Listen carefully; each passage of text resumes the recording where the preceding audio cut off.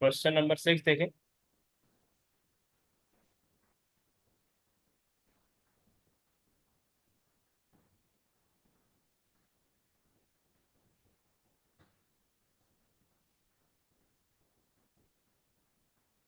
अच्छा, doubtful debt याद है ना कैसे करते हैं? इंक्रीज और डिक्रीज। और ट्रेड रिसीवेबल से कंपेयर करके। हाँ, पहले हम देखते हैं कि प्रोविजंस फॉर डाउटफुल ओपनिंग कितना है और क्लोजिंग हमें कैलकुलेट करना होता है। ठीक है, और उन दोनों का जो डिफरेंस होता है वो हम आईएस पे ट्रांसफर करते हैं। अभी इस केस में एक तो ये दिया हुआ है provision for doubtful date opening, जो दिया हुआ है 700 दिया हुआ है। ठीक है, कितना दिया हुआ है? 700। तो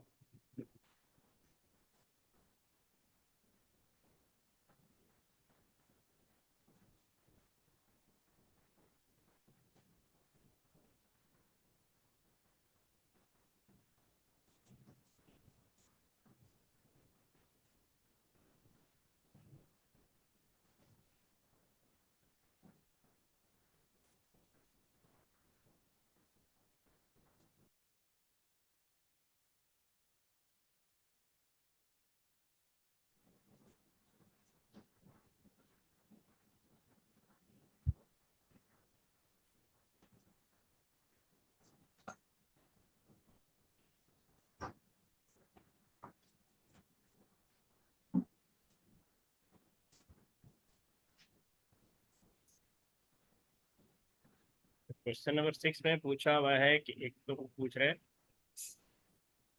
provision for doubtful debt at 1 January 2000,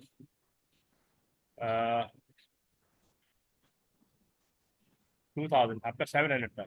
paid civil at 31 December 2000 after writing off bad debt $30 15,000। Charge to income statement for bad and doubtful debt for the year end 31 December 2000 including bad debt return of 30 200। अब कह रहा है कि what is the percentage provision that has been made for doubtful debt eight 31 December 2000। तो इसके अंदर हमें percentage calculate करनी है।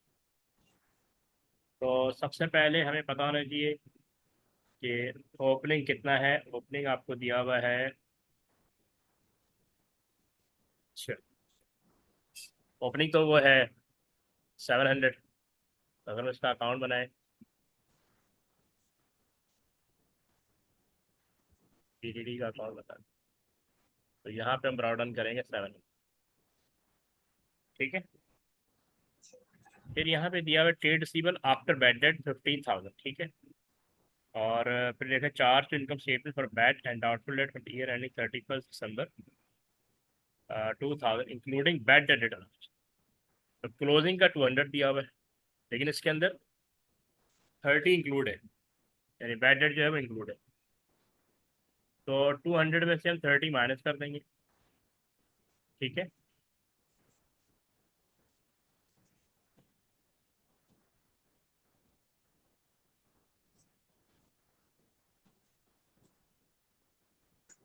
अच्छा, तो ये चार्ज टू इनकम स्टेटमेंट, यानी 200 में से एक तो माइनस करेंगे 30 जो बैड डेट होता है, तो ये आ जाएगा 170। अच्छा, इसने बोला हुआ है charge to income statement for bad debt and doubtful debt for year end, यानी इसका मतलब है कि इतने अमाउंट से आपका डेप जो क्या कहते हैं वो डाउटफुल डेट इंक्रीज हुआ है। तो इंक्रीज होता है तो आईएस हम क्रेडिट साइड पे लिखते हैं, तो ये 170। ठीक है, इसका मतलब कैरी डाउन यानी क्लोजिंग जो होगा वो 870 आ। यहाँ तक कोई कंफ्यूजन? सबसे पहले देखें, ओपनिंग हमने ब्राउट डाउन कर लिया, ये क्लियर है। जी। फिर वो कह रहा है कि चार्ज टू इनकम स्टेटमेंट यानी आईएस को जो आपने चार्ज किया है वो बेसिकली 200 है, लेकिन इसके अंदर 30 वो अमाउंट है जो बैड डेट से रिलेट कर रहा है, यानी डाउटफुल डेट से अलग।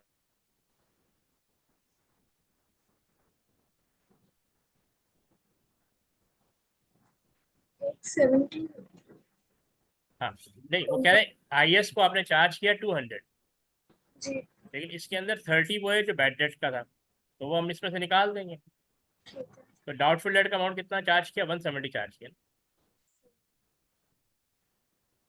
तो डाउटफुल डेट का अमाउंट कितना है, 170। 170। तो जब आप इसका मतलब है इनकम स्टेटमेंट को चार्ज किया है 170 से, तो यार इतने अमाउंट से आपका IS इंक्रीज हुआ।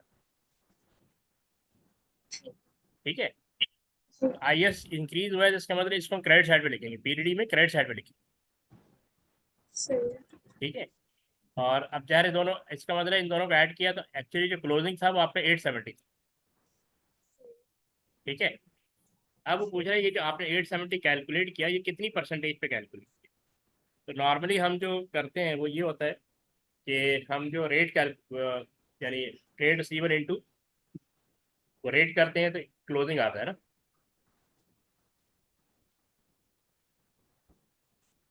अच्छा, तो जब हम PDD कैलकुलेट करते हैं तो वो ऐसा होता है कि PDD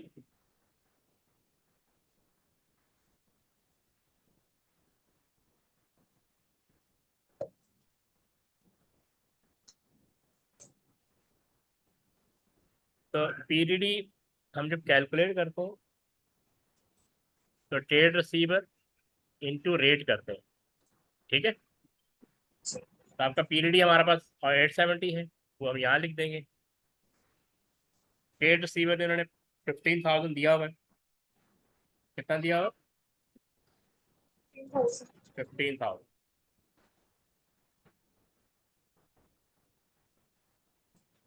और रेट हमने कैलकुलेट करना है क्योंकि एक्स है।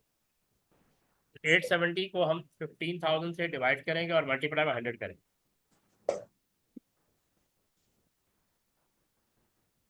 870 divided by 15,000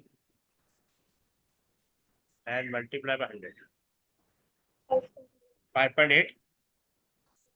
तो ये बेसिकली ये आपका सी आंसर है। पॉइंट क्लियर हुआ।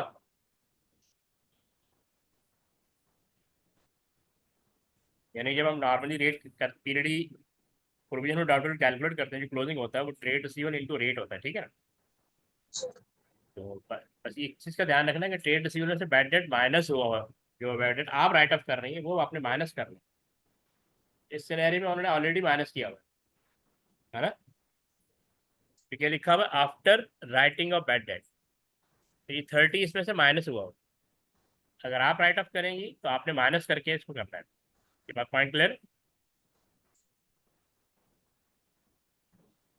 ठीक है,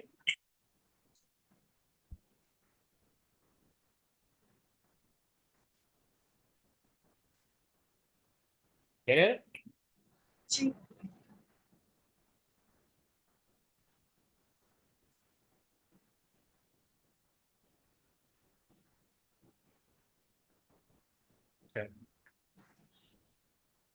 ट्रायल बैलेंस दिया हुआ है, उसके बाद ये है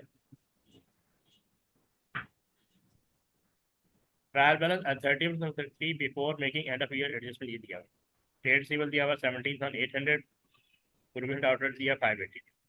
At 30 April 3, it was decided to write off a bad debt of 800 and make a provision for doubtful debt of 2% of trade receipt. During the year, an amount of 200 was received from a customer relating to a debt that was written off in the year ended 30 April. तो हमारा ये bad debt recovered है। What was the total and doubtful debt expense for the year ended 30 April 2023? तो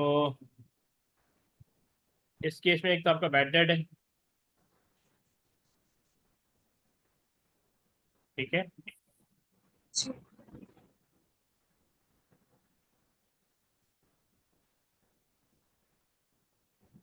bad debt कितना है,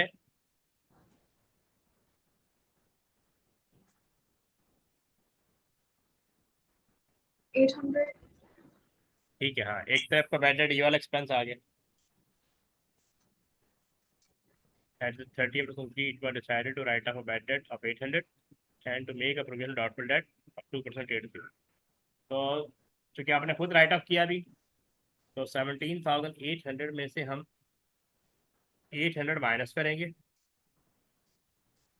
ठीक है, और फिर उसका 2% निकालें।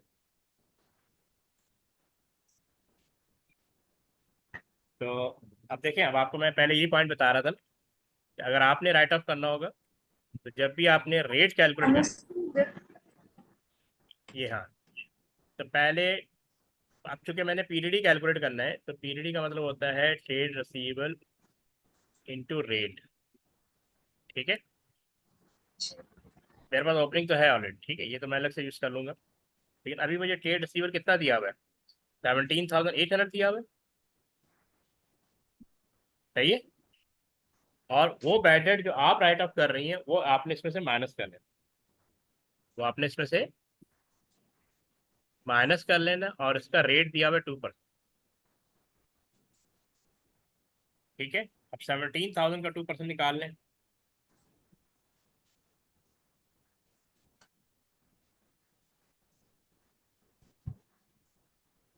340, तो ये 340 यहाँ पे है। अब ये आया क्लोजिंग। ठीक है, हम पीरियड का अकाउंट बना लेंगे।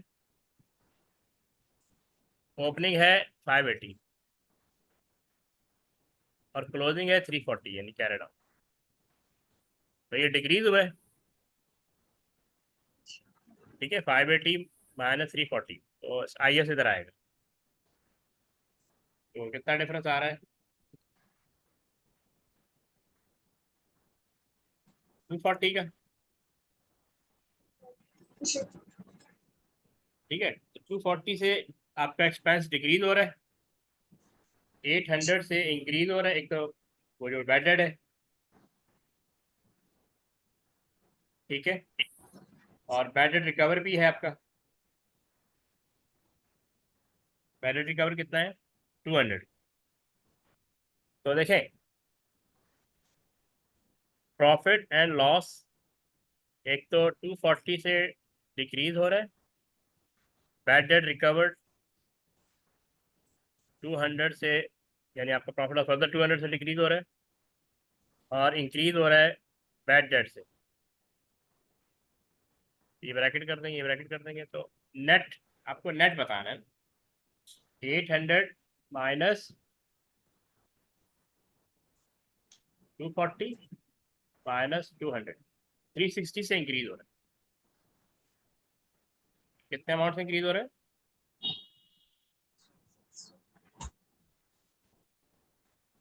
तो बेसिकली, हाँ, देखें, 240 से आई एस आपका डेबिट हो रहा है ना, इसका मतलब आपका पीरियड डिक्रीज हो रहा है ना। तो अगर हम जर्नल एंट्री बनाए तो पीरियड डेबिट हो जाएगा, आई एस 240 से आई एस 240 क्रेडिट जो हो रहा है, इसका मतलब आपका ये नेट प्रॉफिट इंक्रीज हो रहा है। ठीक है, यानी आपका एक्सपेंस डिक्रीज हो रहा है, 240 से एक्सपेंस डिक्रीज हो रहा है। बैड डेट रिकवर्ड से भी आप समझ लें कि आपका एक्सपेंस 200 से डिक्रीज हो रहा है, या यूँ कह लें प्रॉफिट इंक्रीज हो रहा है। 800 से आपका एक्सपेंस इंक्रीज हो रहा है। तो हमें इसका बताना है कि वो पूछ रहा है what was the total bad and doubtful expense for the year and 30। वो बेसिकली आपका 360 आ रहा है। कितना आ रहा है? नहीं समझ आया? दोबारा बता दो जी, दोबारा बता दो। जी। देखिए, एक तो हमने ये बना लिया था ना, पीरियड ब्रॉड डाउन किया, कितना था? 580 था ना? और कैरी डाउन कितना था? कैरी डाउन कितना था? 340। आई एस इधर आएगा ना। जब आई एस डेबिट साइड पे आता है, इसका मतलब है कि आपका एक्सपेंस डिक्रीज हो रहा है, आपका एक्सपेंस। ये बात क्लियर है आपको 240 का? जी। इसका मतलब ये हो कि अब वो पूछ रहा है what was the total bad and doubtful date expense for the year and. तो हम इसका नेट निकालेंगे ना, कि 240 से आई एस आपका इंक्रीज हो रहा है, यानी प्रॉफिट इंक्रीज हो रहा है। तो ठीक है, और एक आपका बैड डेट रिकवर्ड है, इससे भी आई एस इंक्रीज हो रहा है। ठीक है, बैड डेट आपका रिकवर्ड हो गया ना, क्योंकि बैड डेट रिकवर्ड की एंट्री ये होती है ना, अकाउंट रिसीवेबल डेबिट हो जाता है 200 से, और बैड डेट रिकवर्ड क्रेडिट हो जाता है 200। तो इसको हम आई एस में क्रेडिट कर देते हैं, एक तरह से आई एस क्रेडिट होगा। लेकिन आई एस आपका डिक्रीज हो रहा है 800 से बैड डेट की वजह से। तो नेट इंक्रीज और डिक्रीज क्या होगा? तो 360 से आपका आई एस डिक्रीज हो रहा है, समझ आई? यानी एक्सपेंस इंक्रीज हो रहा है या प्रॉफिट रिड्यूस हो रहा है, इसको ऐसे समझ लें। क्लियर? जी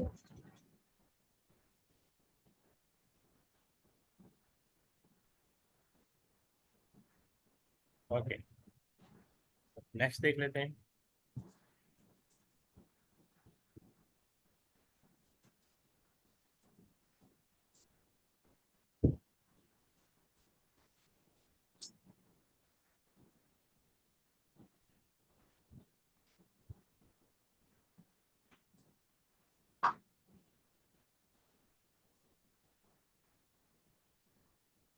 क्वेश्चन नंबर 8 देखिए।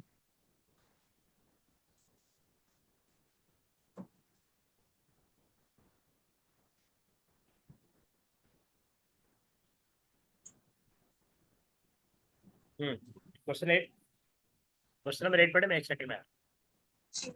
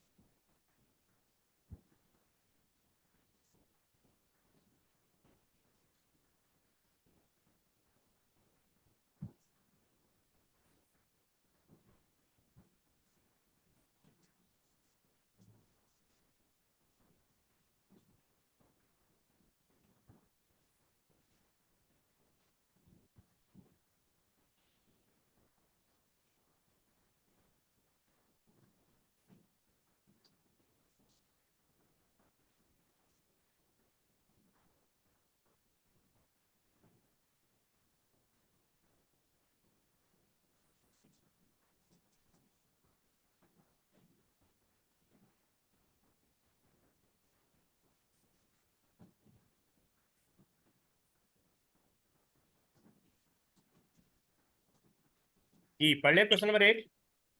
जी क्या समझ में आया? तो पीरियड हाँ, ओके, इसमें दिया हुआ है at the beginning of the year a business has a provision for doubtful debt of 2600, ठीक है। at the year end the provision is to be 5% of trade receivable, यानी जो क्लोजिंग होगा वो ट्रेड रिसीवेबल का 5% होना चाहिए। the balance on the trade receivable control account at the year end is 69,200 before writing off a bad debt of 480, ठीक है। the business operate a separate bad debt account. what is the entry in the income statement for the provision for doubtful debt? ठीक है, तो आपको beginning में दिया हुआ है कितना दिया हुआ है, 2600, ठीक है। तो हम टी अकाउंट बना लेते हैं पहले, एज यूजल।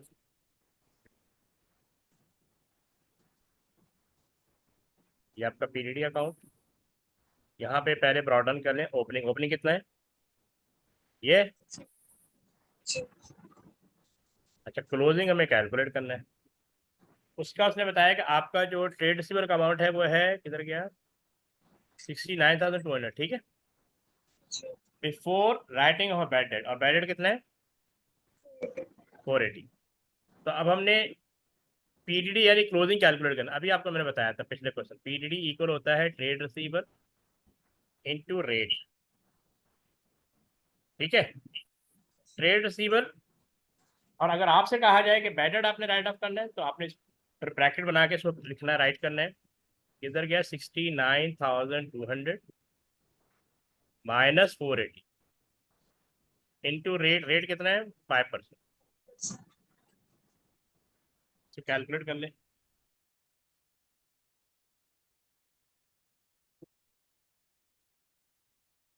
69,200 माइनस 480 इंटू 0.05 3436 जी 34, तो ये आपका क्लोजिंग आ गया। ये क्या आ गया? हो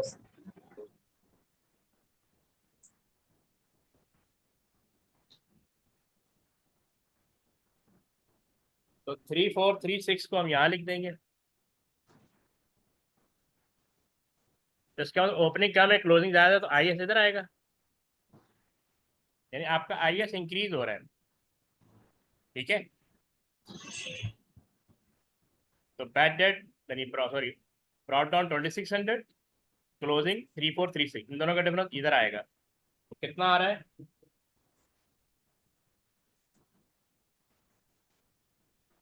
836, यहाँ पे आएगा 836। तो पीरियडी अकाउंट में जब भी आई एस इंक्रीज हो, अब उसने मांगा था इसकी जर्नल एंट्री क्या बनेगी, तो हम क्या करेंगे, आई एस डेबिट कर देंगे और पीरियडी क्रेडिट कर देंगे। यहाँ पे 836 आ जाएगा और यहाँ पे भी 836 आ जाएगा।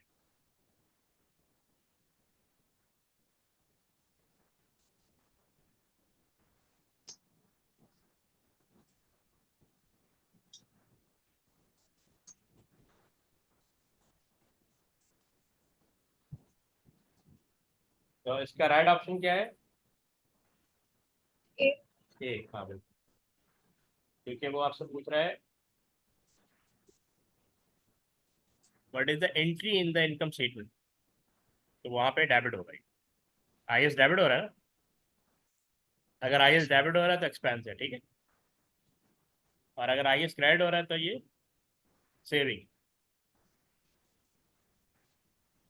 ठीक है,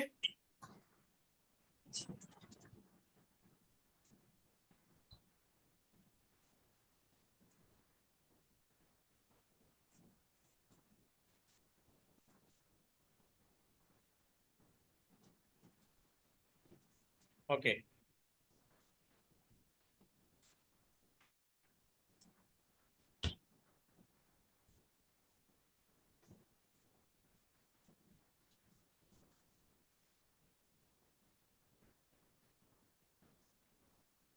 उसके बाद नाइन्थ है,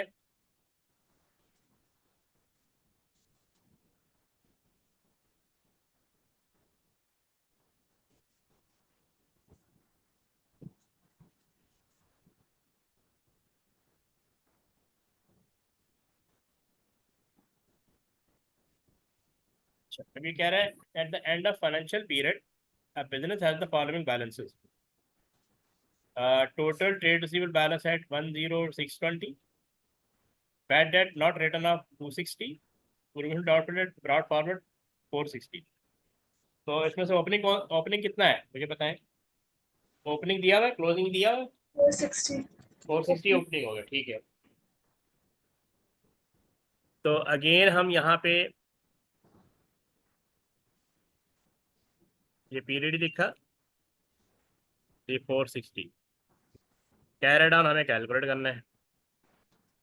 अच्छा, इसमें ट्रेड सिबिल दिया हुआ है 10,620, और इसमें बैड नॉट रिटर्न ऑफ इसको माइनस करना है, यानी माइनस करेंगे। और वो कह रहा है what would be the business, but should the business do if it wishes to maintain the bad debt provision at 5% of trade receipt।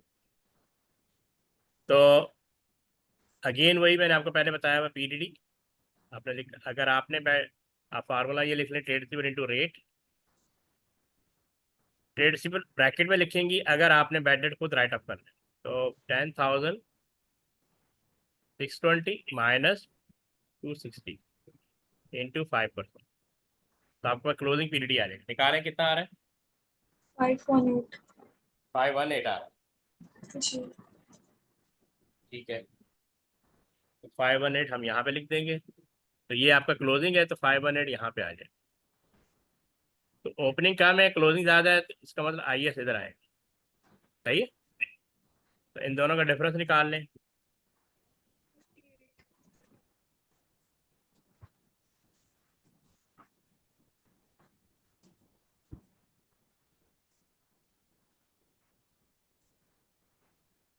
निकाला 58 38 58 58, हाँ ठीक है। तो ये 58 यहाँ आ गया। तो इसने क्या, अच्छा तो राइट ऑप्शन क्या है? 8. Decrease decrease the existing provision by 58 या increase the existing provision by 58, दोनों में से कौन सा राइट? 8. ए या बी? डिक्रीज करना होगा ना? नहीं तो इंक्रीज हुआ ना। अगर ओपनिंग कम हो क्लोजिंग ज्यादा हो तो आईएस इंक्रीज होता है, यानी आपका प्रोविजन इंक्रीज हो रहा है।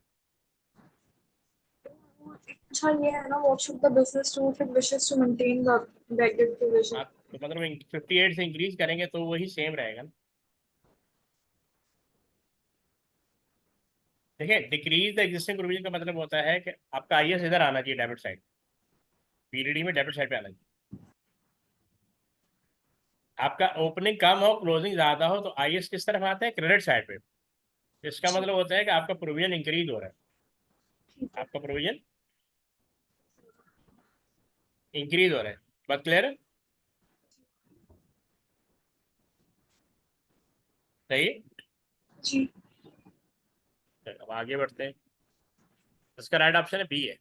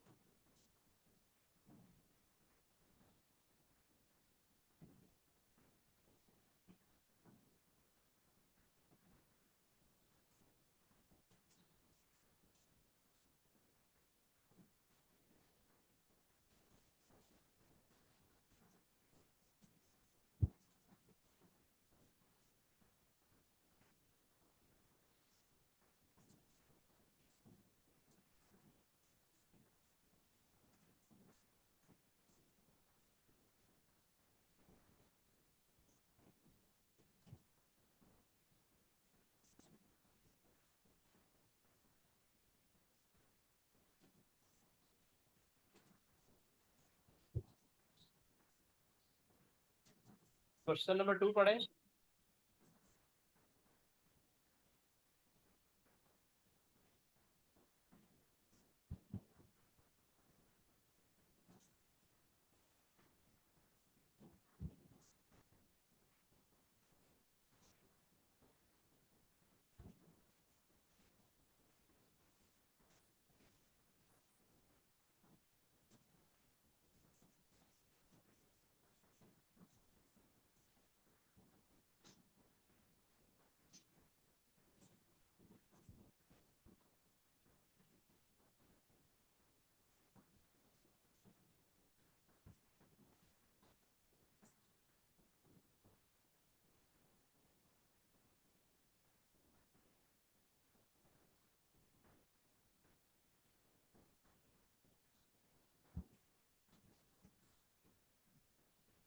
वो मैंने नाम देख लें, आपकी क्वेश्चन नंबर 2 पढ़े।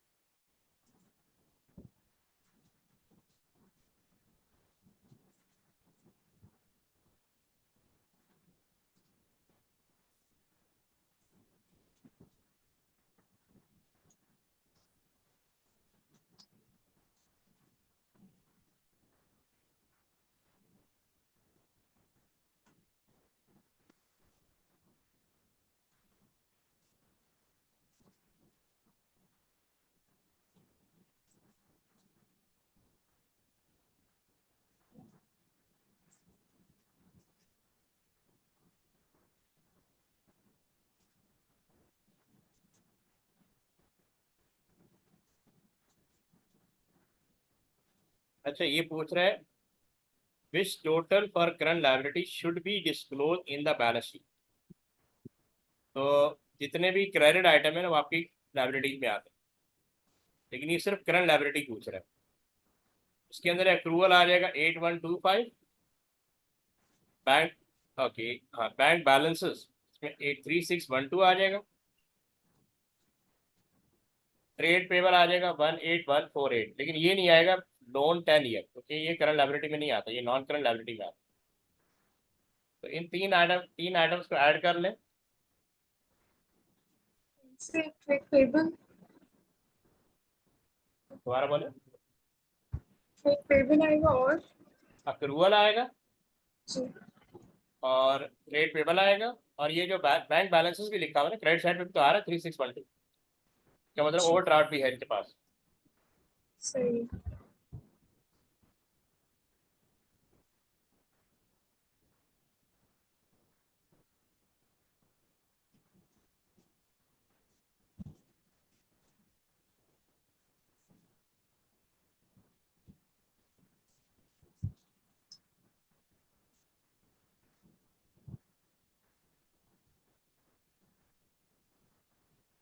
72418।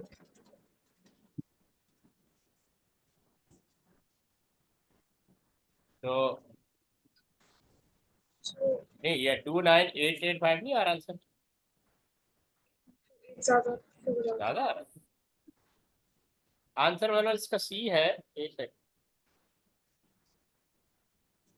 पहला आइटम क्या है, 18148 और वो और क्या था? प्लस 8125 प्लस 3612, आ तो गया 29885। जी वो मैंने गलती से एक नंबर एक्स्ट्रा डाल दिया था। हाँ, तो करंट लायबिलिटी यानी जो वो होती है जो विद इन 1 ईयर आपने पे ऑफ करना है। सही। जी।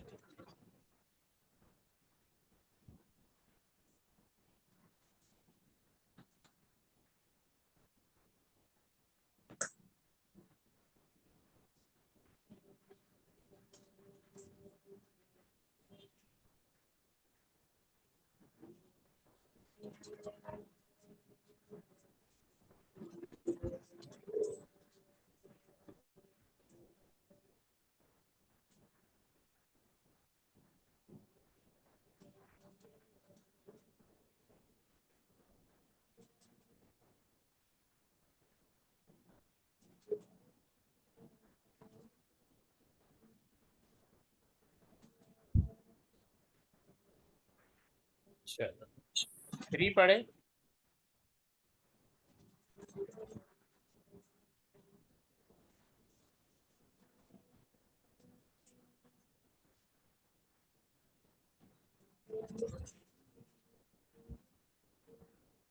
क्या लिखा हुआ है, draft account include a loan due for payment in 20 months time as part of the trade payable, which effect will the necessary adjustment have।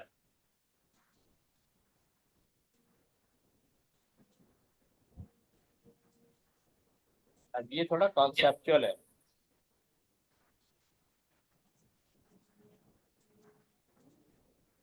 ये कह रहा है draft account include a loan due for payment in 20 months time as part of the trade pebbles.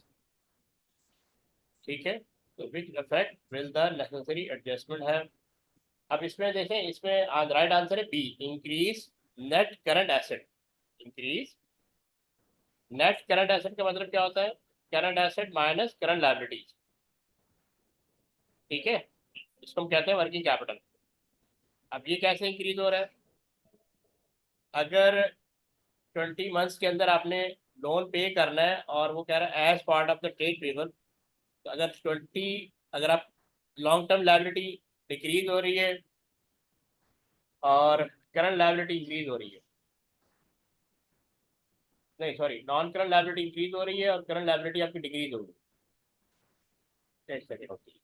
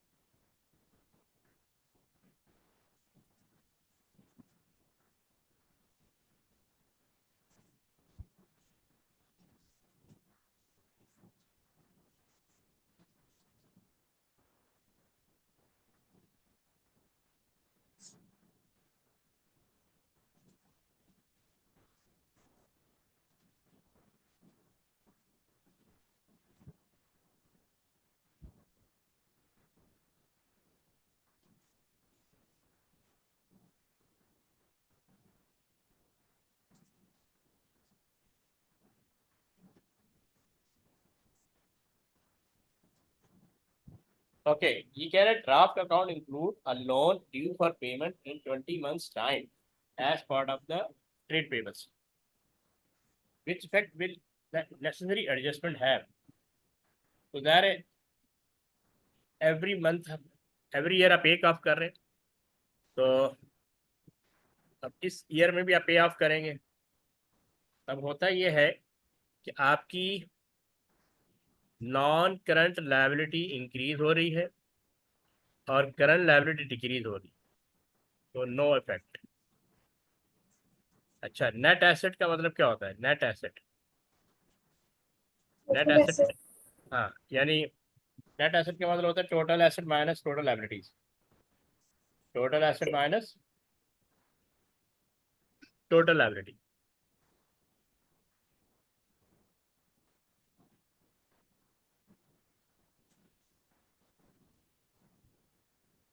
इस पे तो कोई impact नहीं आ रहा है। और नेट करंट एसेट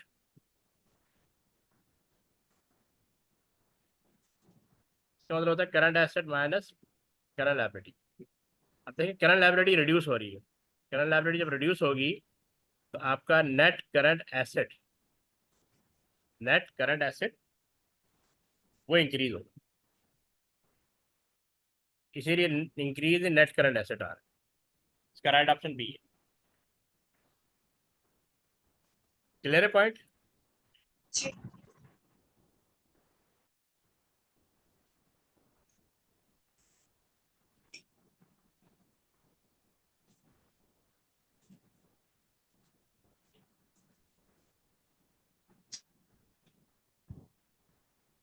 क्वेश्चन 5 पढ़ेगा।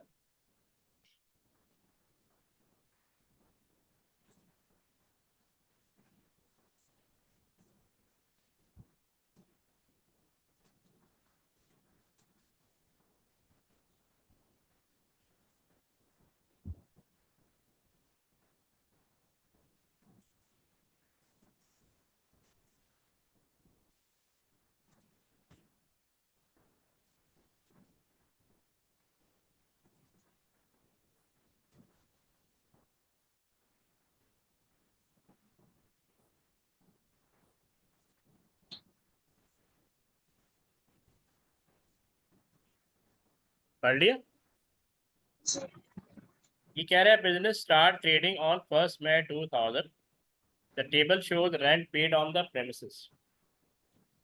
यानी बिजनेस ने फर्स्ट शुरू हुआ है बिजनेस 1 May 2000, तो 2 May 2000 को 1 May से 30 जून 1000 पे किया आपने, 3 जुलाई को आपने 1 जुलाई से 30 सितंबर का अमाउंट 1500 पे किया, 2 October 2000 को आपने 1 अक्टूबर से 31 दिसंबर का अमाउंट 1500 पे किया, फिर 4 जैन से 4 जैन को आपने पेमेंट की जो कवर कर रहा है 1 जैन से 31 मार्च का पीरियड 1560। 1 अप्रैल 2001 को आपने पेमेंट की जो पीरियड कवर रहा है 1 अप्रैल 30 जून 1560, which amount should be shown in the account for the year and 30th of 2001 for rent fee payment? तो 1 अप्रैल ना, 1 अप्रैल 30 जून आपने 1560 पे किया, सही है। और बिजनेस पीरियड 30 अप्रैल को एंड हो रहा है, बिजनेस पीरियड कब एंड हो रहा है? 30 अप्रैल, ये लिखा हुआ है, ठीक। तो पहले तो हम निकालेंगे पर मंथ कितना पे कर रहे हैं। पर मंथ का फार्मूला है अमाउंट पेड, और लिख देता हूँ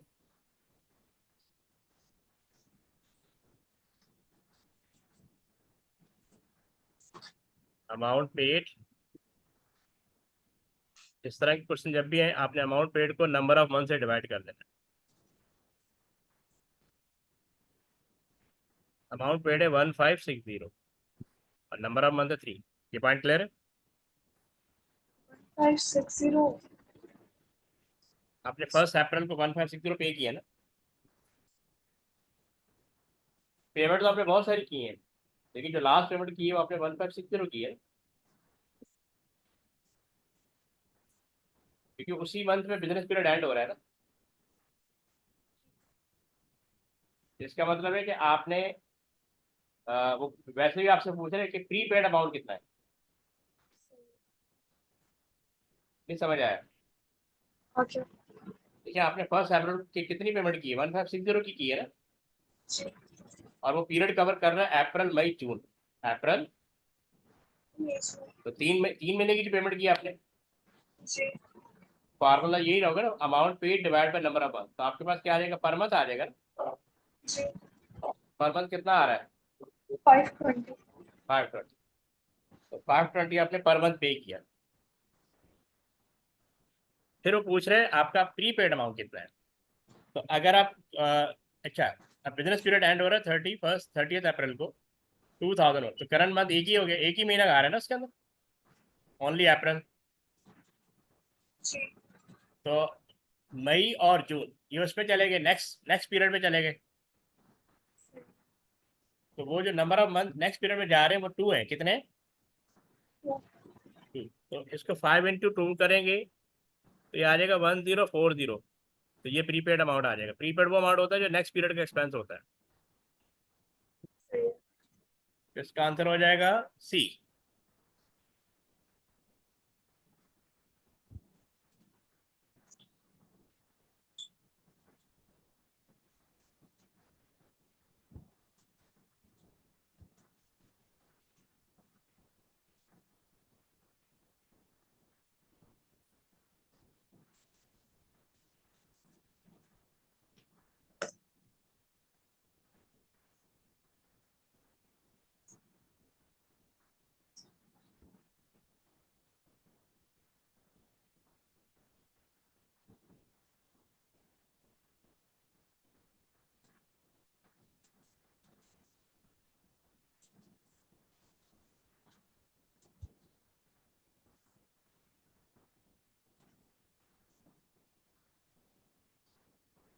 क्वेश्चन 9 पढ़े।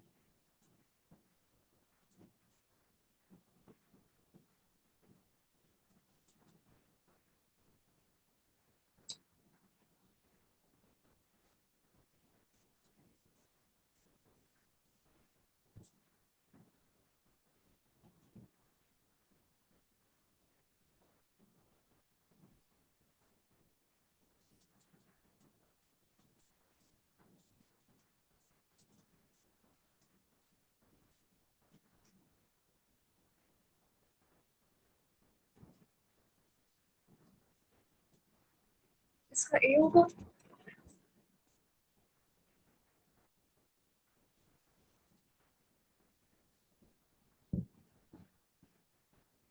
एक सेकंड।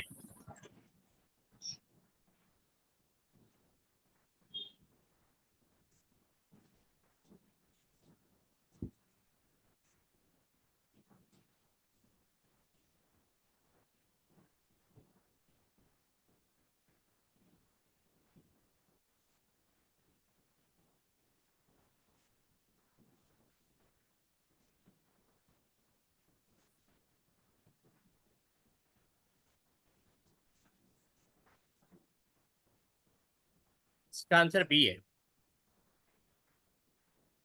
देखिए ये कह रहे हैं credit sale invoice during financial. एक तो आपकी ये सेल है 79,000। अब ये दो अलग से अमाउंट आ रहे हैं। Goods send to customer on 28 April 2002 and invoice 4 May 2000 61। यानी आपने बिजनेस पीरियड एंड होता है 30 अप्रैल को, और 30 अप्रैल से पहले आपने 28 अप्रैल को अपने गुड्स इनवाइस की 61, और इनवाइस बाद में की लेकिन भेज पहले दी। Goods send to customer during April 2002 on sale और return basis but not sold by 30 April 83। 8300 की सेल नहीं हुई, जैसे आपको मैंने पहले ही बताया था कि गुड्स सेंड भी कर दें और कस्टमर अपनी इंटेंशन ना शो करे कि वो परचेज कर रहा है कि नहीं कर रहा, तो सेल नहीं होगी। फिजिकल ऑनर कस्टमर होगा लेकिन लीगल ऑनर सेलर होगा। तो इसका मतलब 8300 जो है वो करंट पीरियड की सेल नहीं है। 8300 करंट पीरियड की। ये पॉइंट क्लियर हुआ या नहीं। जी। तो आपकी करंट पीरियड की सेल एक तो 79,000 है और दूसरी 6100, इन दोनों को ऐड कर लेंगे तो आंसर आएगा 85,100। ये जो 8300 है ये हमने अप्रैल में ही भेजी है, लेकिन कस्टमर ने अपनी इंटेंशन शो नहीं की। सही है। सही है। जी। कस्टमर ने इंटेंशन शो नहीं की तो उसका मतलब सेल नहीं हुई। ठीक है, तो 5 मिनट बाद दोबारा शुरू करते हैं। ठीक है,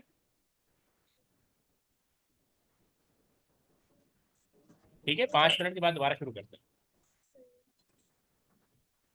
हेलो। जी। ठीक है, 5 मिनट के बाद मैं दोबारा शुरू, 5 मिनट का ब्रेक लेते हैं। ठीक है। जी।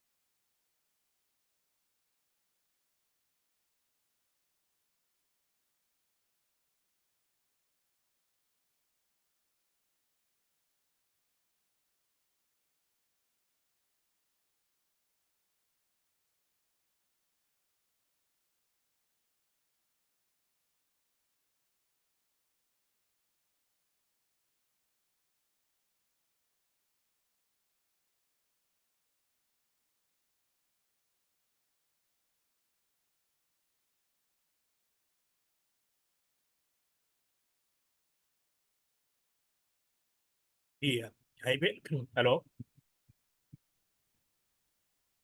Are you there? जी। ओके, ये 13 जरा पढ़े।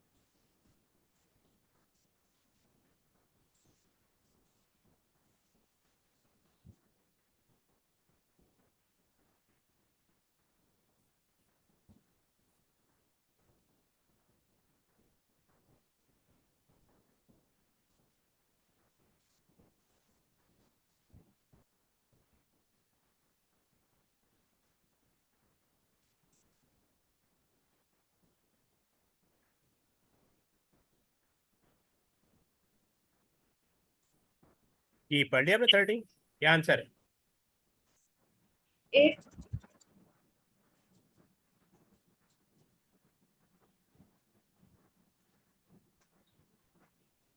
नहीं, इसका आंसर बी है।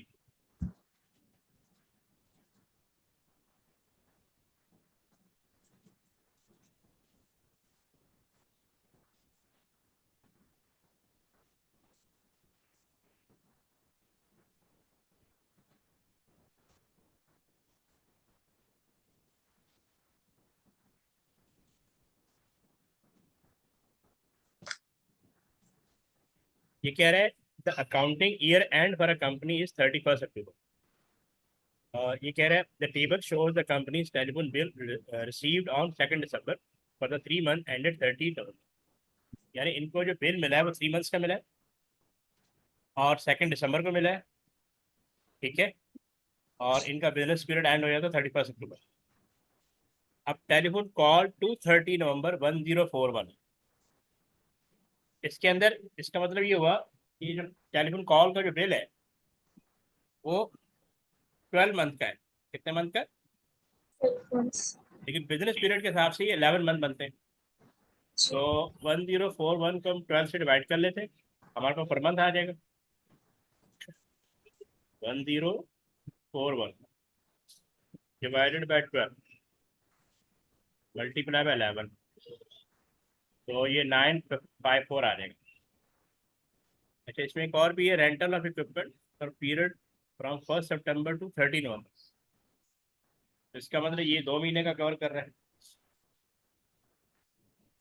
अच्छा, which accrual should the company make in account for the year and 31st October? Table shows company's telephone bill received on 2 December for 3 months ended 13 November. अच्छा, telephone call to 30 नवंबर 1041 है।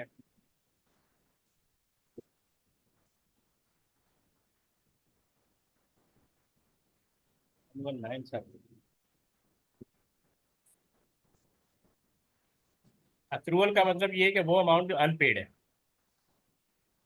वो amount जो अभी unpaid है।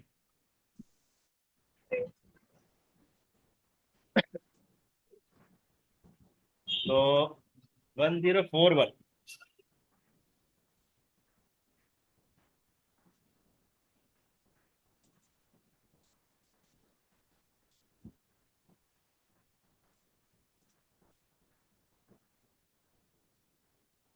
एक second और।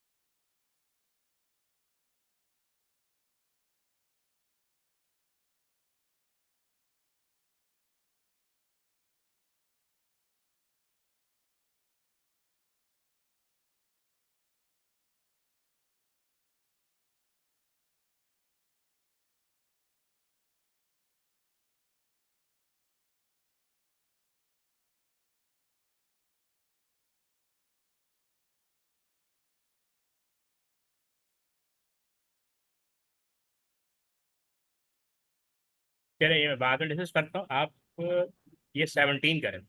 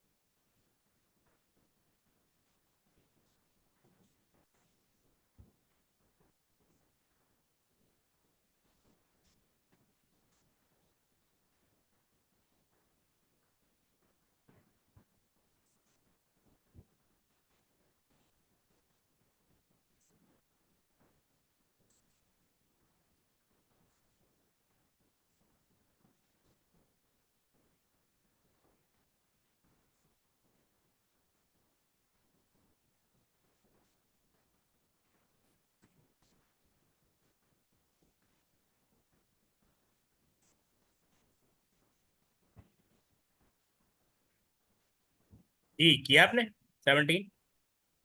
तो B होगा।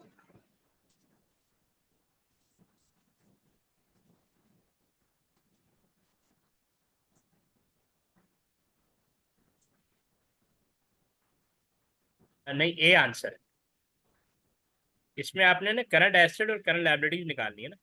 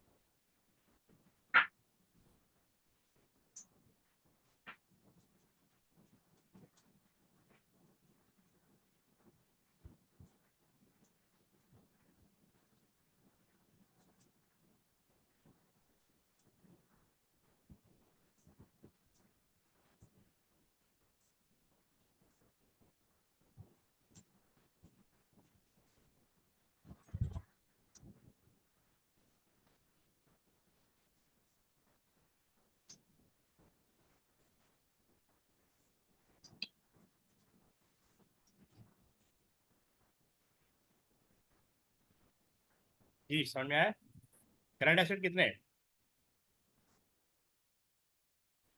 देखिए करंट एक ही। एसेट, हाँ, करंट एसेट में आएगा short term investment, trade receivable और प्री पेमेंट।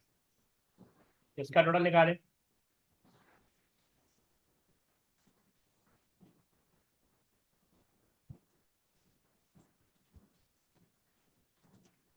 14,000। 48,500 आए। 14,000 आ रहा है। नहीं, 14,000। जी। शॉर्ट टर्म इन्वेस्टमेंट 6,000 है ना। जी। ट्रेड रिसीवेबल कितना है? 39,000। ट्रेड रिसीवेबल तो दिया हुआ 39,000 आपने वो, और प्री पेमेंट 3,500।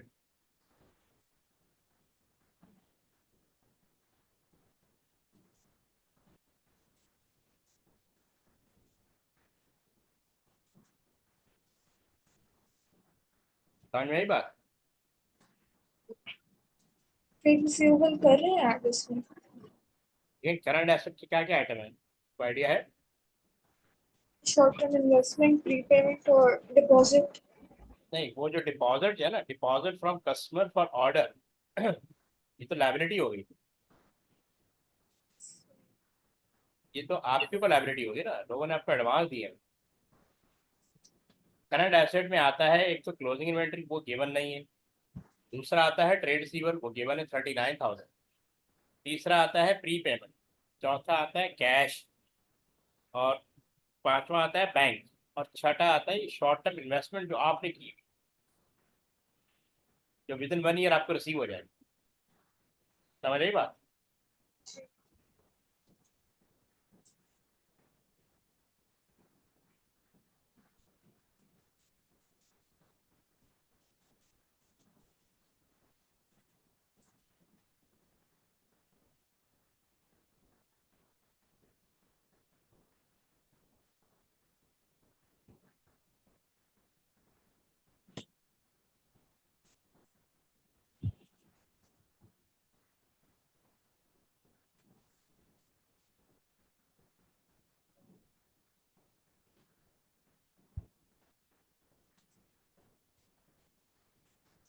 तो कितने बने?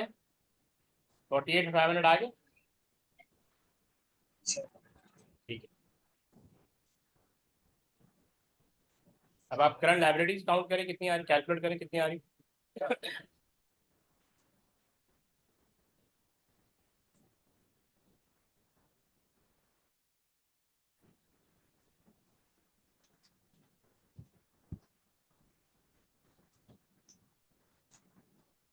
18,000।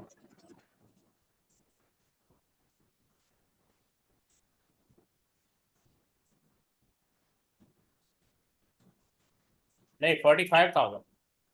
देखिए इसके अंदर आएगा loan interest owing 1,500, loan repayable with in 1 year 12,000, deposit from customer for order, ये भी आपके ऊपर लाइबिलिटी है, करंट लाइबिलिटी 4,500। और ट्रेड पेबल, ट्रेड पेबल आ गया। और डिपॉजिट आ गया, loan repayable with in 1 year, ठीक है, ये भी करंट लाइबिलिटी में आएगा। लोन इंटरेस्ट ओइंग, इन सब का टोटल करें। 45,000। अब करंट एसेट में से करंट लाइबिलिटी माइनस करें, ये 45,000 आएगा, 35 नहीं है। 45,000। हाँ, अब 48,500 में से 45,000 माइनस करें। कितने में से? 48। हाँ, 48,500 बना ना आपका। 3,500। तो 3,500 क्या है, what is the amount of net current asset, part A.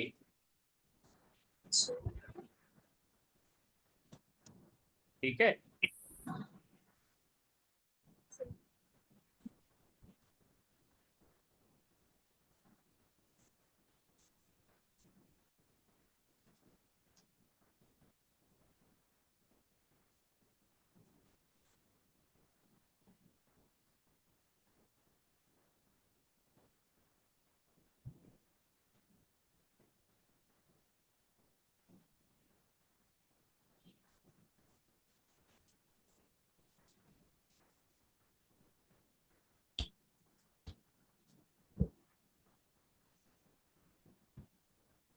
ये जरा 22 ट्राई करें, जरा मैं 1 मिनट में आ रहा हूँ, ठीक है। आप 22 ट्राई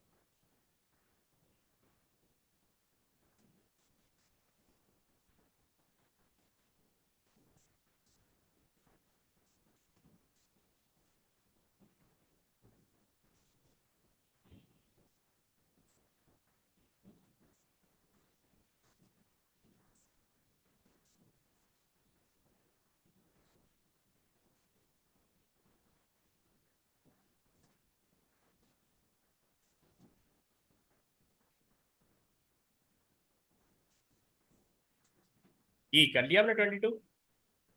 समझ नहीं आ रहा। अच्छा, इसमें क्या फाइंड करना है? Current account. करंट ऐसे। करंट एसेट फाइंड करना है ना। नॉन करंट एसेट कितना दिया हुआ है? 42,000। कैपिटल अकाउंट, अच्छा ये पार्टनरशिप का है। Capital account 36,000, current account 5,000, current liability 7,000, non current liability 15,000। What is the amount of current asset? तो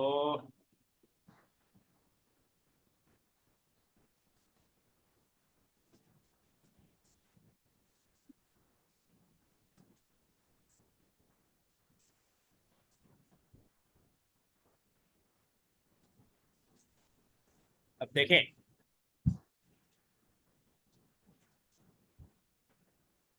यहाँ पे एसेट इक्वल होता है कैपिटल प्लस लाइबिलिटी, ठीक है। और टोटल एसेट का मतलब होता है non current asset plus current asset, ठीक है। अब इसमें नॉन करंट एसेट दिया हुआ है, तो अगर हम इसको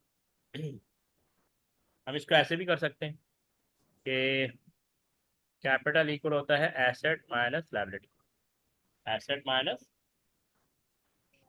तो हम इसके पॉइंट ऑफ से कर लेते हैं एसेट माइनस लाइबिलिटी। अच्छा, एसेट यहाँ पे दिया हुआ है नॉन करंट एसेट, और एसेट इक्वल होता है non current asset plus current asset. तो अगर हम इसको लिखें जी नॉन करंट एसेट, और हमने फॉलो करना है asset minus liability. Non current asset दिया 42,000, करंट एसेट इसी का पार्ट है, वो दिया हुआ नहीं है, ठीक है। करंट एसेट दिया हुआ नहीं है, करंट लाइबिलिटी दी हुई,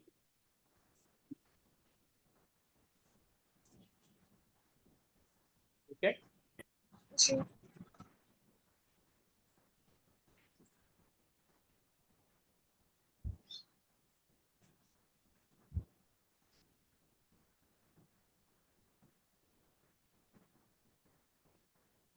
अच्छा,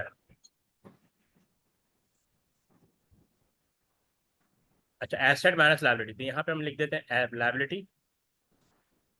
लाइबिलिटी में एक तो करंट लाइबिलिटी दी हुई और एक नॉन करंट लाइबिलिटी दी। करंट लाइबिलिटी 7,000 दी हुई और नॉन करंट लाइबिलिटी 15,000। तो ये एक तरह से 22,000 लाइबिलिटी है एसेट। अब एसेट में अब यहाँ पे बैलेंसिंग हुआ है। अच्छा, अब एक और चीज, कैपिटल में दिया हुआ है ये वाला अमाउंट 36,000, ये कैपिटल है, ये दिया हुआ है 36,000, ठीक है। और current account debit, current account debit का मतलब हुआ नेगेटिव बैलेंस 5,000। इसका मतलब इसका नेट अमाउंट कितना आ गया? 36, ये 31,000 कितना आ गया? तो 31,000। ये अगर 31,000 तो यहाँ भी 31,000 आएगा, सही है। क्योंकि एस कैपिटल हम क्या फॉलो कर रहे हैं? Capital is equal to asset minus liability. तो कैपिटल का अमाउंट 31,000 है, दोनों बैलेंस होने चाहिए ना। तो यहाँ अगर यहाँ पे ये आए तो यहाँ पे भी ये आ जाएगा। अब अगर ऊपर से देखें 42,000 में करंट एसेट ऐड होगा, ऐड होता जो भी अमाउंट आता उसमें से 22,000 माइनस होता तो ये आता ना। तो अगर हम 31 में 22 ऐड कर दें, 31 में 31,000 प्लस 22,000 माइनस कितना है? 42,000, 11,000, 11,000। तो यहाँ पे जो करंट करंट एसेट है ना वो 11,000 है, ये आ जाएगा 53,000 माइनस 22,000 31।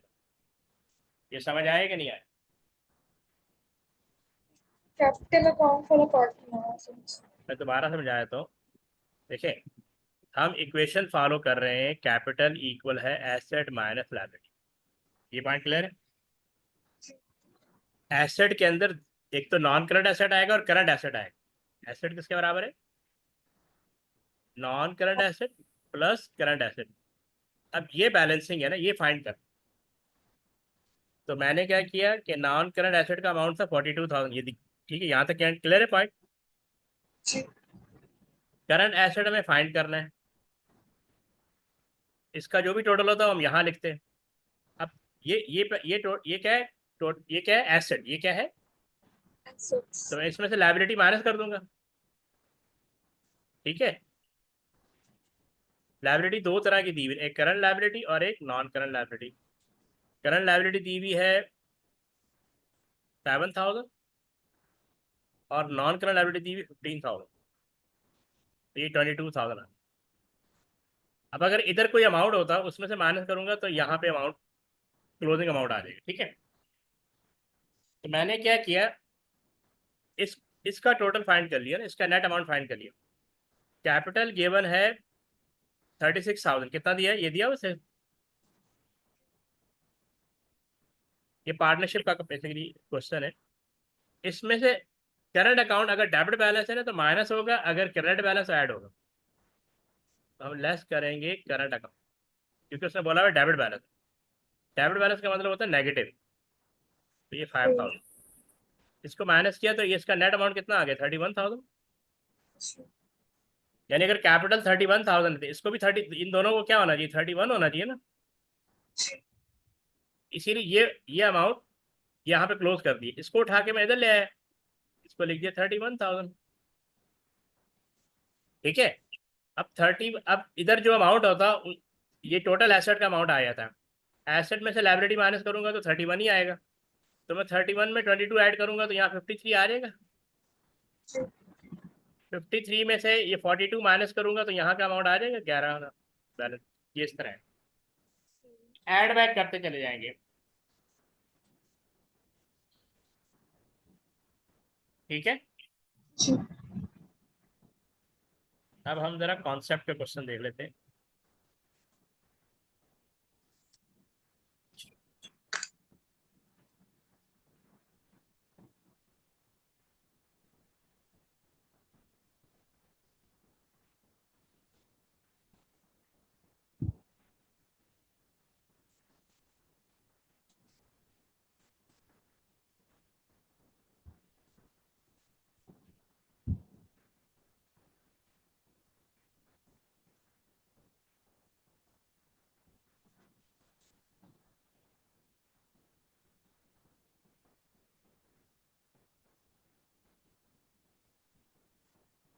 जी पढ़े, पहला क्वेश्चन क्या है?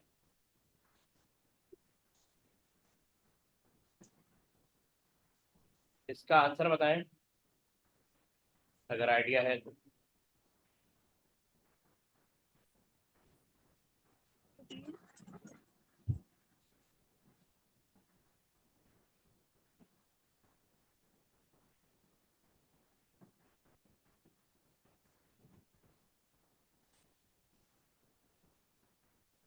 एक सेकेंड।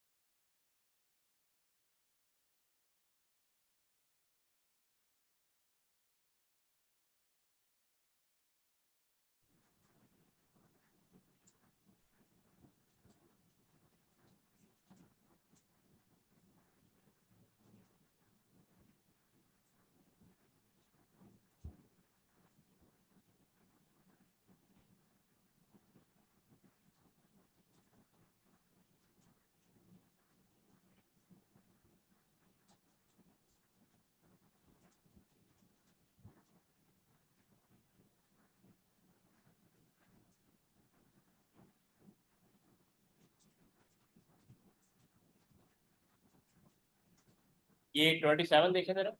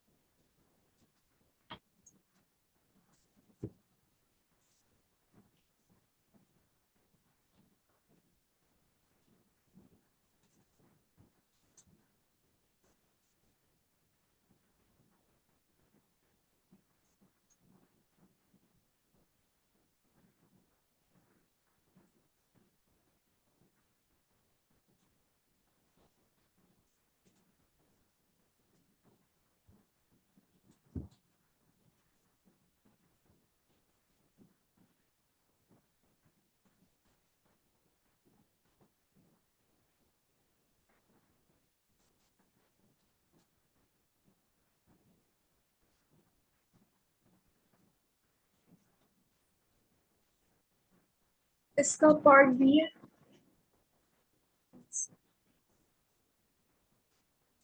एक सेकंड रुको।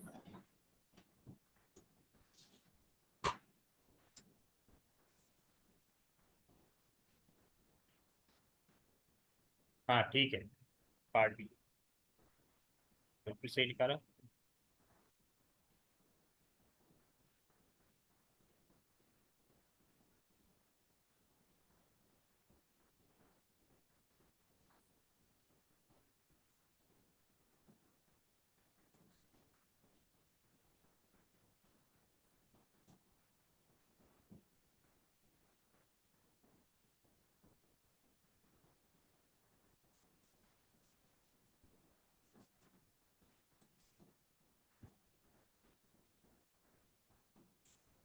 और 20, क्वेश्चन नंबर 20, इसको देखें जरा।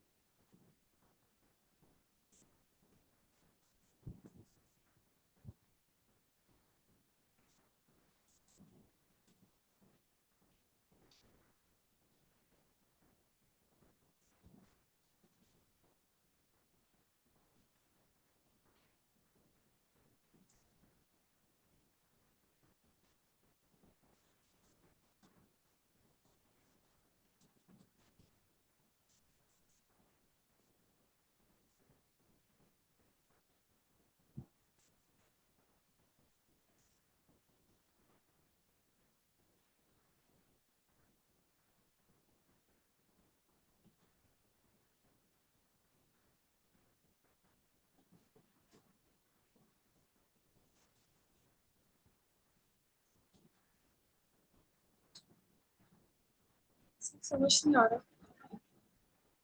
नहीं आ रहा, एक सेकंड।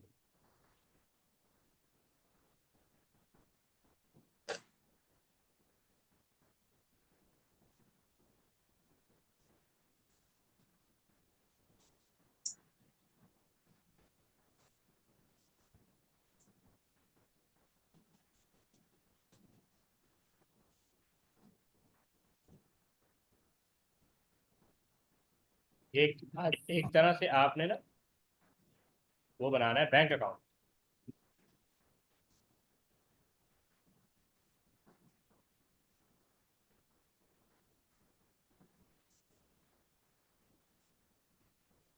यानी इसको हम बैंक अकाउंट बना के, business has a bank overdraft of 4800, तो इसका मतलब इसका ओपनिंग अमाउंट आ गया। ओपनिंग, और ये ओवरड्राफ्ट है 4800, क्या ओपनिंग ओवरड्राफ्ट है।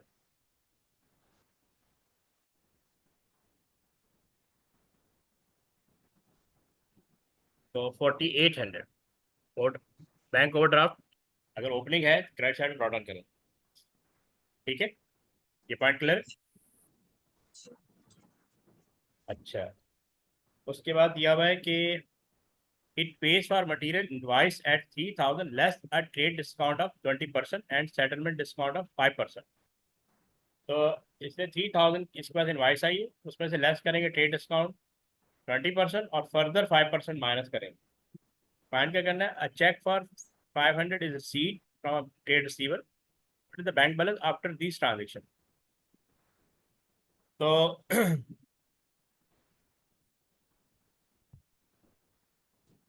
अच्छा, हमने 3000 की हमारे पास इन्वाइस आई, इसका पहले 20% निकालेंगे। 3000 का 20% निकालें, कितना आ रहा है?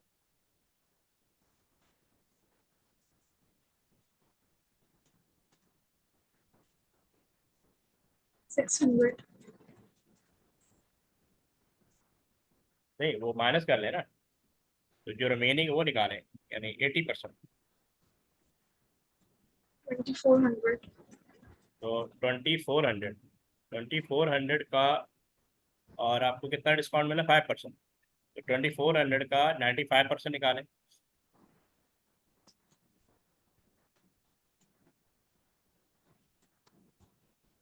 2280।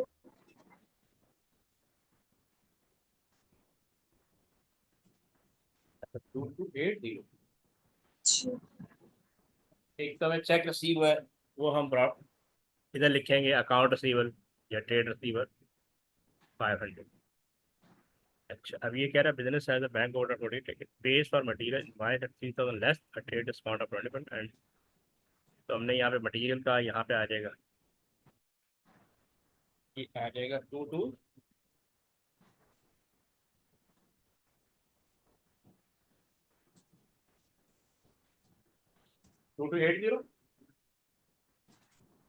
जी, 2280।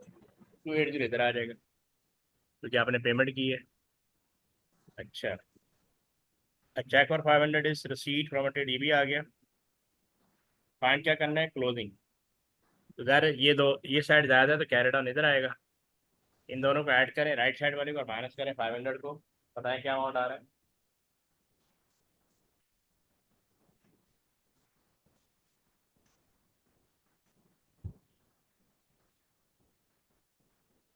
6580. 6580, बिल्कुल यही अमाउंट। क्वेश्चन को दोबारा पढ़ लें। एक तो उसने आपको दिया हुआ ओपनिंग बैंक, नॉर्मली डेबिट होता है, लेकिन इस सिनेरियो में उन्होंने इसको आपको क्रेडिट बैलेंस दिया, यानी वो बैंक ओवरड्राफ्ट। बैंक ओवरड्राफ्ट का मतलब है ये कि क्रेडिट, ये क्रेडिट होगा, तो हमने क्रेडिट साइड पे ब्रॉट ऑन करी क्योंकि ये लाइबिलिटी है ना। ये पॉइंट क्लियर। जी. अच्छा, फिर कह रहा है it pays for material invoice at 3000। आपके पास 3000 की इनवाइस आई है, लेकिन उस पर आपको ट्रेड डिस्काउंट मिल गया 20% जा रही है, और फर्दर 2400 आया, 2400 आपने पे करना है, लेकिन आपने अर्ली पेमेंट कर दी, 5% फर्दर डिस्काउंट मिला, तो एक्चुअली अमाउंट आपने कितना पे किया, 2280। ये पॉइंट क्लियर है। जी. और 500 आपको रिसीव हुआ है, 500 आपको Receiver. तो ये हम डेबिट साइड पे लगा लेंगे। अब क्रेडिट साइड ज़्यादा है, ठीक है, और डेबिट साइड लेस है, अगेन फर्दर मतलब क्लोजिंग बैलेंस भी आपको ओवरड्राफ्ट है, और वह है 6580। 6580।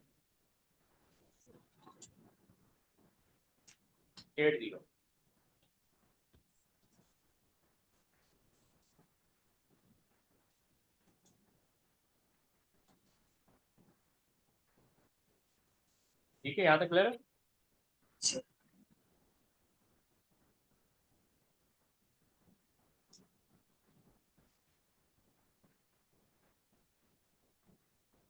ओके।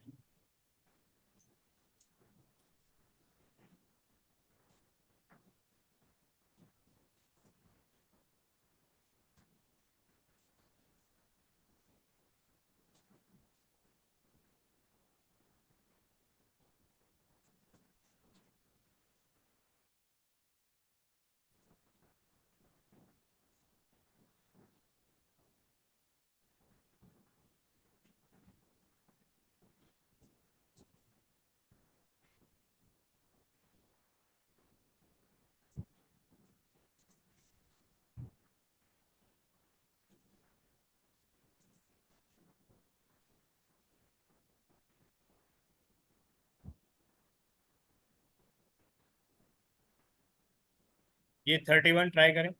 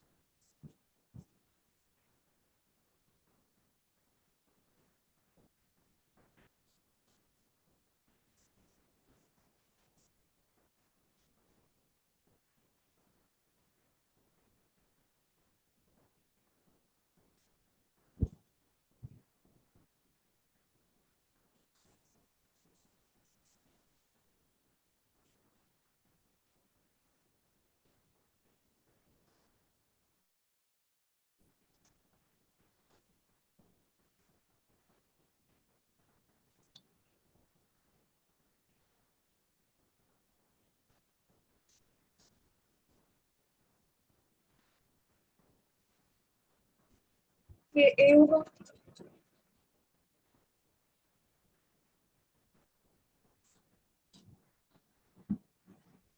ठीक है,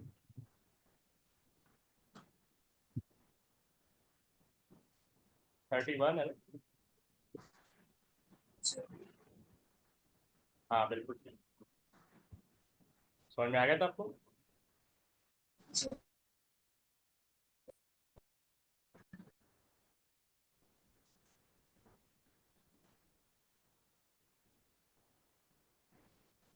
थ्री 33 देखें।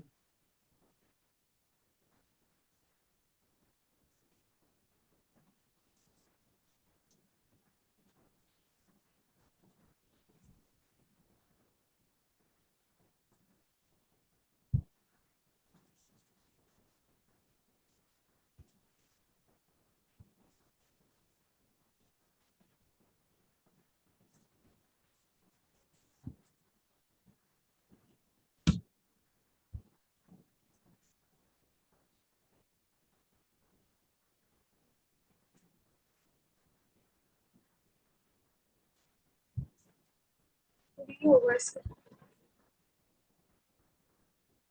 दोबारा बोले क्या आंसर होगा? क्या आंसर होगा? हेलो। जी डी होगा इसका। एक सेकंड।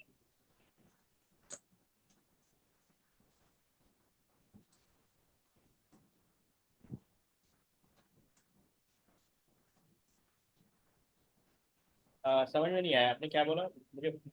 डी। डी। जी। 33 का आप कह रही है डी।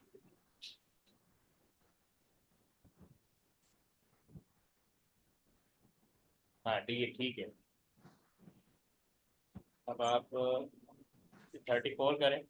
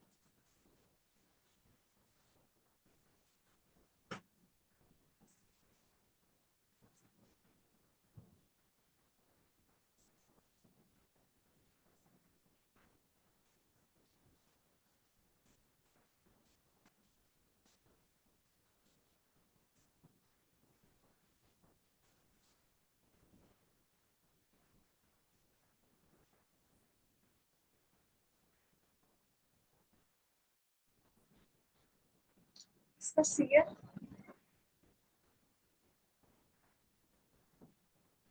एक सेकंड।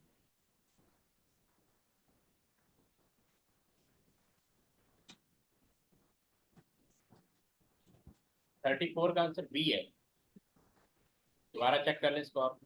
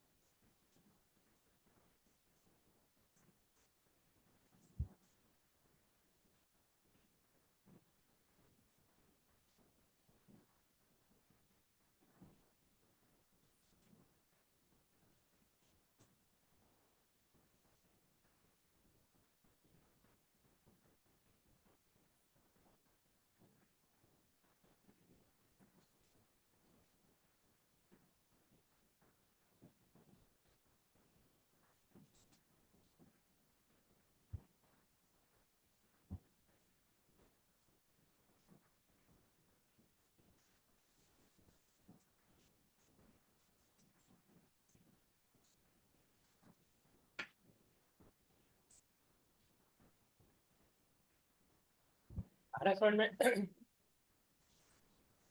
नहीं हो रही। हो रहा है? या मैं समझा दूँ? समझाओ तो।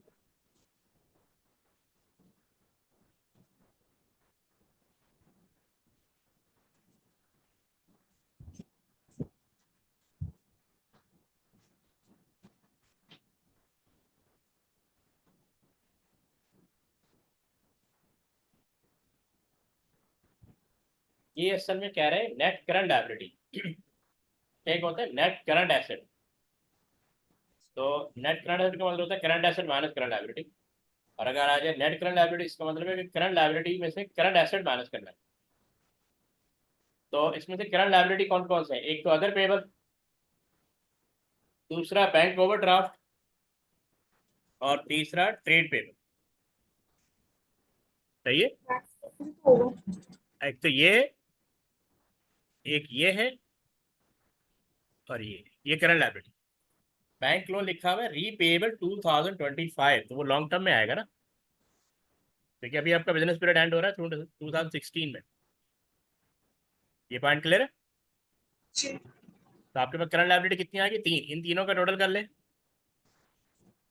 27590। हाँ ठीक है, इसको लिख लें। अब आप करंट एसेट कैलकुलेट कर लें। करंट एसेट कौन कौन से हैं? एक तो ट्रेड रिसीवेबल,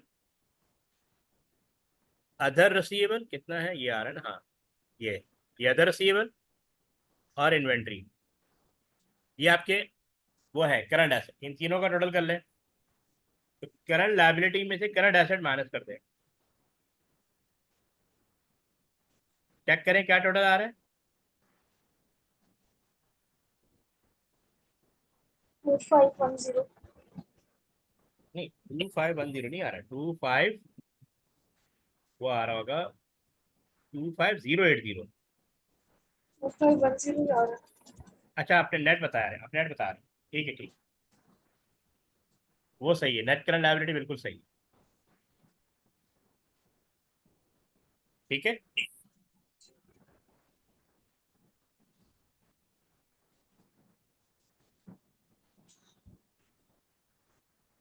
वैसे 35 करें फिर एंड करते हैं, ट्राई करें जरा।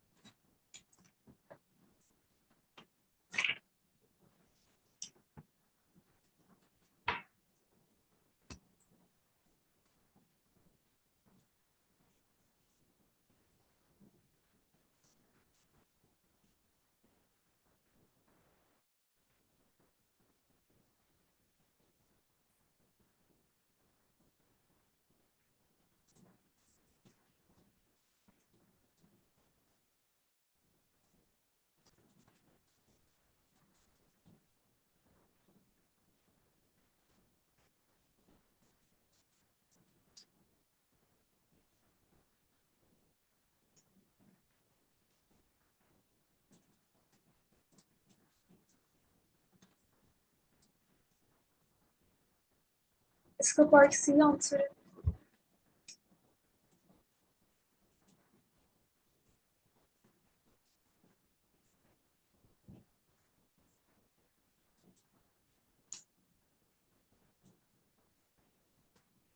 हाँ बिल्कुल ठीक है।